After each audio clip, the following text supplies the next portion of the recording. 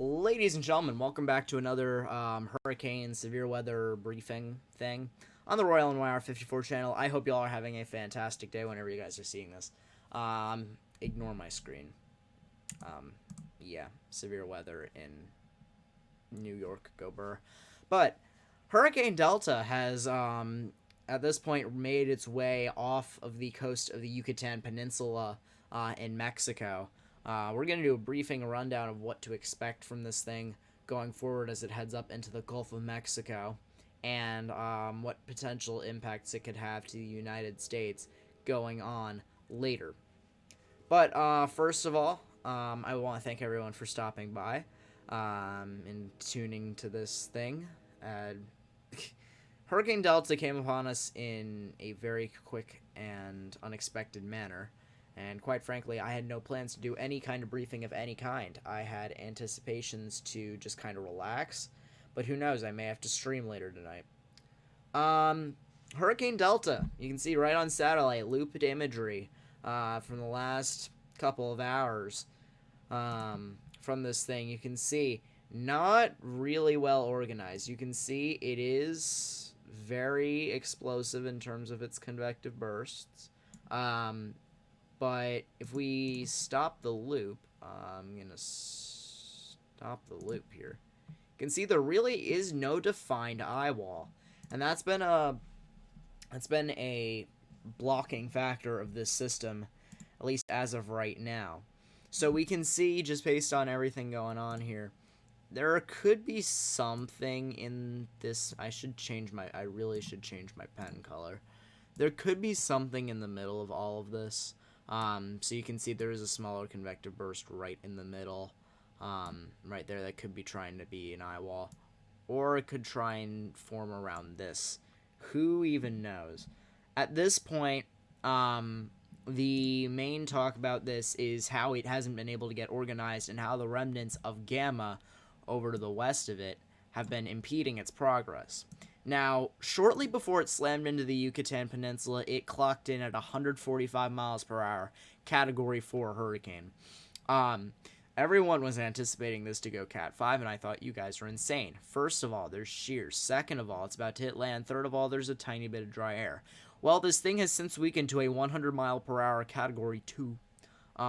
Still very strong in its convective bursts, and it's just getting off of land now, so it's hard to say how weak this thing will get before it goes completely over water again. But at the moment, you can see a lot of convective bursts going on in and around the storm, and we can see some bands of it extending all the way out to the north and east of it, and some things closer to it as well. Now, the remnants of Gamma has impeded its progress due to the fact that it's a different low and it's trying to take its energy, and it's also slowing the thing down and keeping it on land longer. That's been a little bit of an issue for this storm, but quite frankly, its progress hasn't been impeded. It's still a monster, just based on visual inspection from the satellite imagery. It is raining outside. But from what we can expect right now, the NHC forecasts a major hurricane slamming into the coast, or the Gulf Coast, rather, of the United States. Particularly, we're seeing New Orleans, Louisiana, highlighting the areas impacted by it. Potentially, as it goes forward, it could remain a hurricane on land for a decent amount of time, depending on how far it can go. In fact, I'm just going to pull up the National Hurricane Center here and get their info on it.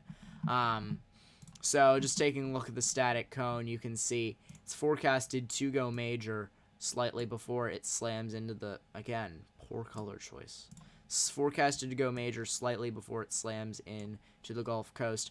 Hurricane watches, tropical storm watches, storm surge watches issued for the coasts of Texas, Louisiana, and the very western part of Mississippi. So as we can see, it goes major and then sustains on land as a hurricane, then goes tropical storm, and then goes subtropical depression over Nashville, Tennessee, and then up, and away into the northeast, where it can go have fun and become a 970 in the middle of Canada. But for right now, you can see the wind field of tropical storm force is actually decently big, considering the moisture expansion of the storm has not really been there. You can see the red shade of hurricane force winds just under the X. In fact, I will just do... That doesn't help me. I won't zoom in because I'll just make it worse, but you can just see right above the X there is some sort of red shade going on right there. So, forecasted to remain a hurricane, then go major again by early tomorrow morning. Then moving up and away, it should make landfall by, I would say, midday Friday. And then going forward, Saturday, it should be on the Mississippi, Alabama, Arkansas, Arkansas border. And then it'll head off as a depression into Nashville, Tennessee, and likely get sucked up by a surface low over Canada. Time will tell what it does after that, but likely is you're going to see a lot of rain over portions of the eastern continental U.S. As this thing slowly moves away. It's not going to zoom away like a lot of systems do once they get on land. It's just going to slowly trek its way along. So this is the moment in which we take a look at model runs, and you guys do probably see I do have the NAM 3K up at the top. We are going to not worry about that for a minute. I have a reason for that. So for right now, you can see 988 forecasted by the GFS. As it gets off land, it starts to strengthen again, and seriously strengthen at that. So it actually does show it getting to a 964 shortly before it slams into the Louisiana coast. And this is kind of interesting because a lot of model runs have been consistent with it not really getting down to that strength. However, the HMON and HWRF are death runs, and they have forecasted it to get down to the 920s. The NamNest forecasted an 880 because it's a NamNest. And I'll explain why I have that pulled up in a little bit. But you can see it goes down to a 964 in terms of how strong the storm could get again before it impacts land. Take a look at temperatures. You can see sea surface temperatures 27 Celsius, 28, 29 as you get towards the southern and eastern portions of the Gulf. Not too incredibly conducive, but you don't need that much. The red shades obviously are going to be enough if you're looking for a good amount of development and moisture available and possible and stuff and things. I don't know why everything's in Celsius, but it's probably because I have tropical things set up. But let's just take a look at the dew points, and you can see 24, 25, plenty of moisture obviously in the Gulf, still very hot. Still gonna have a lot of moisture energy going into the storm as time goes along. We take a look at the winds coming out of this thing. You can see it does get pretty strong again. So you can see just the surface winds, 76 knots, 79 knots. That is 90 miles per hour plus. Definitely hurricane strength, Category 1 if not Category 2 winds. And then gusts probably even higher into the Category 3 and 4 range. But as it slams into the coast, you can see the winds actually do remain pretty strong as it gets pretty far inland. And you can see that with the 22 knot winds getting all the way into the middle areas of Mississippi. But particularly for coastal areas of Louisiana, this is going to be a very dangerous storm surge risk for New Orleans, as not only are you going to have the hurricane itself, but the winds are actually going right towards New Orleans. As you get on land, you can see the winds do actually remain the same unless you're pretty far inland from where the storm initially makes landfall, in which it would be like 40 knots, which is still 50 to 60 sustained. So you can't knock at that whatsoever. But it is something to keep in mind. The winds are definitely going to be one of the main forces of this. This will likely not be the biggest storm in terms of precip. So if we take a look at total accumulated precip, we can see it moves along its way relatively quickly. So, God, millimeters, not helpful. You know what? We're doing national at this point. I can't do it. I can't do conversions. Inches, lovely. So if we take a look at the total rainfall amounts, we can see as it moves up away towards the east coast, that's too much. You can see it does drop a significant amount of rainfall, so 8 inches is definitely significant, but think about Laura, where we had flash flood warnings for 15 to 25 inches of rainfall. Will definitely not produce as much. This is more of a wind danger in terms of like storm dangers. You're talking more winds are your main threat here. regardless, storm surge, winds, and rain are still the three main threats with this. You obviously can't rule out tornadoes as well, and I will get to that. You also cannot rule out a severe hailstone or two of up to 0 inches, as the National Weather Service warning and watch boxes say, because, they're smart like that. So the NAM nest, and I have this out specifically for sounding purposes and shear and stuff like that. So we're just going to take a look at this really quickly. Ignore the pressure soundings. I'm just going to take the outer bands of this, so you can see those kinds of outer bands right there are getting torr soundings. So this is actually one of the more respectable soundings that I've seen from any of these. It is a torr sounding with a reasonable photograph critical angle of 70, which is not great, and your wind barbs are veering as they go up into the sky, which also is something to keep in mind. As it gets closer to land, you can see outer bands extend in all directions, not just in the center of the storm. This looks interesting, other than the dry spike and the 500 helicity. The storm could actually have a decent tornadic threat. I would not go as far to say it would have a tornadic threat like Isaias did. I'm just going to take a sounding from here just to see what it says. I would not say that this is an Isaias kind of tornado threat, but it definitely is something to where you're going to have to continue to monitor this for potential tornadic development, especially as you get in towards the outer bands. The storm, as the majority of them will likely be tornadic. You can see as you go into the more convective time of the day, a lot of outer bands, which will likely be rotating, moving inland. The issue with this is that it's all going to have cloud cover. So low top supercells, likely not very strong supercells, are going to be the main threat for tomorrow. Not tomorrow. Sorry, Friday, Saturday. That is definitely something we're going to have to keep in mind. I just want to take a sounding of this as it's really far out. That's an actual sounding. It's not completely crap sounding. I'm gonna turn to something different here. And I'm gonna move to the geological aspect of what I like to do. So just earlier, 5.3 magnitude on the Richter scale striking over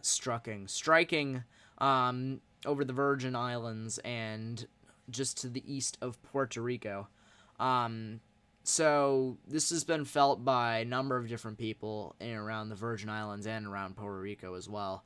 There is a lot going on there. No tsunami threat has been generated by this, fortunately, but it is definitely something to keep in mind. Now, something I'm going to turn to that is more of me just talking here and less of a visual is the North American tectonic plate might be active / moving. The reason for that is over the last several days there. Okay, Dante, thank you for that information, but I don't remember asking. The satellite imagery has been showing a few different hot pockets, if you will. No, not the food, although now I kind of do want one. It has been showing some areas over, what are the states? Arkansas, Missouri, Illinois. People in the briefing, please remind me what states they've been shown in. Texas, etc. But there have been a lot of different hot pockets of showing satellites showing 800 to 1,000 degrees Fahrenheit, and that's not surface temperature. That is below the surface. So temperatures below the surface are actually being observed on satellite imagery and stuff like that. As satellites actually rendering out when you're talking about particular. When you're talking about a particular. Anish, thank you for your comment. Much appreciated. But in particular, that's the magma that's actually building up below the surface as we speak. And at this point, as you can see, actually just see on my screen, there is a lot of earthquake activity going up and down the San Andreas, and I had meant to do a video on this the other day, but there was a pretty big earthquake event where the two fault lines connect. hundreds of earthquakes in Westmoreland, California. I'd say go to say 2 to 300 of 2.5 to 5 on the Richter scale reported and around there. And it's brought up the question with geologists, could these faults be active again? And we've seen from the past few days, in terms of other geological activity, you've seen the hot pockets and stuff like that showing magma building up below the surface. So my concern here is there could either be a really big earthquake on the way, whether or not it's up and down the fault lines or it's in the middle of the country. It's hard to say at this point because it does seem like there is seismic activity there is seismic activity all across the country. The New Madrid Fault in the Mississippi area. Yeah, that too. There have been signatures of that as well being active. So it's all something to keep in mind.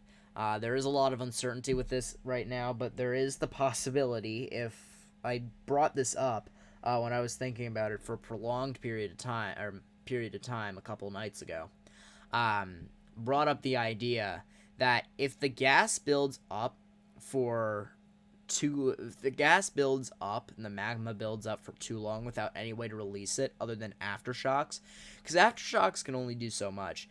If you're going to have no other way to release it other than potentially aftershocks and smaller earthquakes, we could be talking about a volcanic eruption of one of really any volcano. Worst case scenario, it would be Crater Lake, Yellowstone, Mount St. Helens, etc.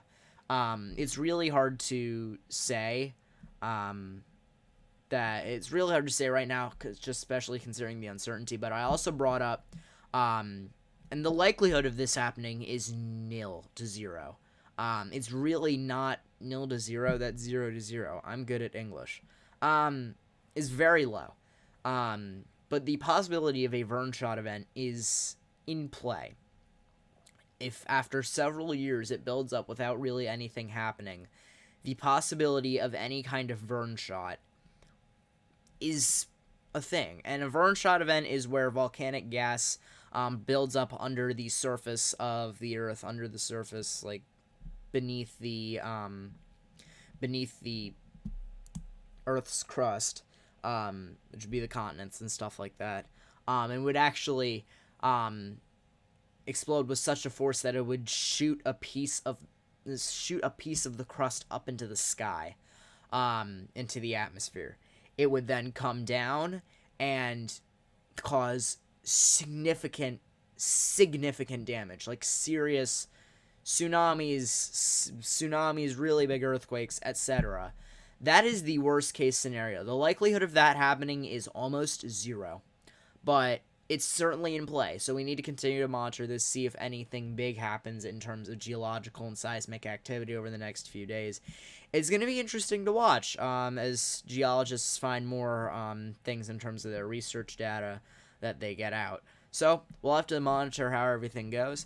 That's basically going to wrap it up for me in terms of everything with the hurricane and in terms of geology and stuff like that. Really, main focus of this was obviously Delta, trying to figure out what it's going to do, what kind of impacts it might have to the U.S. Gulf Coast, have it land as a major hurricane. So like I said, storm surge, winds, tornadoes, rain, all threats, particularly hail as well. That's also a decent thing. If you know, you know. And then, like I mentioned, seismic activity, going to be something to watch. Really no immediate threat as of right now, but it's definitely something to keep an eye on. So that's going to wrap it up for me. Thank you all so much for tuning into this severe weather briefing, hurricane briefing, geological briefing. If you guys did enjoy this, please be sure to leave a like rating down below. Also hit subscribe button. I can't speak. Hit the subscribe button if you're new, and click the notification bell if you guys want to be notified anytime I go live. And that'll do it for me. I will see you guys in the next video or live stream. It could be tonight. Who knows? Take care. Peace out. Now I gotta find the button.